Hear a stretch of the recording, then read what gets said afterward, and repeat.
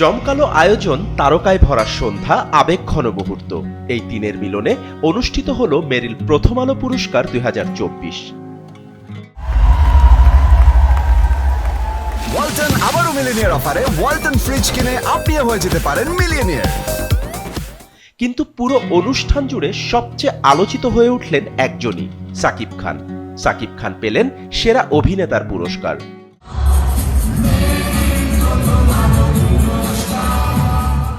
পুরস্কার হাতে নিয়ে মঞ্চে দাঁড়িয়ে আবেগ আপ্লুত হয়ে তিনি বললেন, এই অ্যাওয়ার্ডটা আসলে আমার না, এই অ্যাওয়ার্ডটাই সেই সমস্ত ভালোবাসার মানুষদের জন্য যারা প্রতিটি সুসময়ে দুঃসময়ে আমার পাশে থাকে, আমার ভালোবাসার ফ্যান্সরা, আমার ভালোবাসার সাকিবিয়ানরা। আমার ভালোবাসার সাকিবিয়ানরা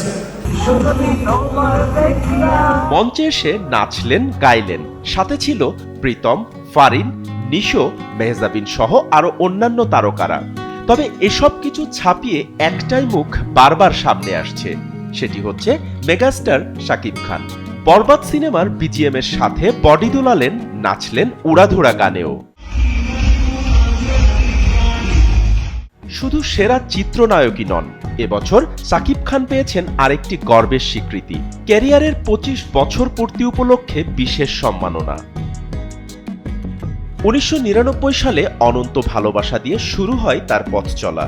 তারপর 2 দশকেরও বেশি সময় ধরে একের পর এক সুপারহিট ছবি, লাখো ভক্ত আর বাংলা সিনেমাকে বাঁচিয়ে রাখার নিরন্তর সংগ্রাম। 25 বছরের অভিনয় ক্যারিয়ারে করেছেন 270টিরও বেশি চলচ্চিত্র। কোটি টাকার কাবিন, নবাব, শিকারী, প্রিয়তমা থেকে তুফান, বরবাদ, প্রতিটি যুগে সাকিব মানেই বক্স অফিসে আলোড়ন। একমাত্র নায়ক হিসেবে একই সঙ্গে বাংলাদেশ ও কলকাতার দর্শকের মন জয় করে গড়ে তুলেছেন ভক্তদের নিজস্ব পরিচয় সাকিবিয়ান নামে।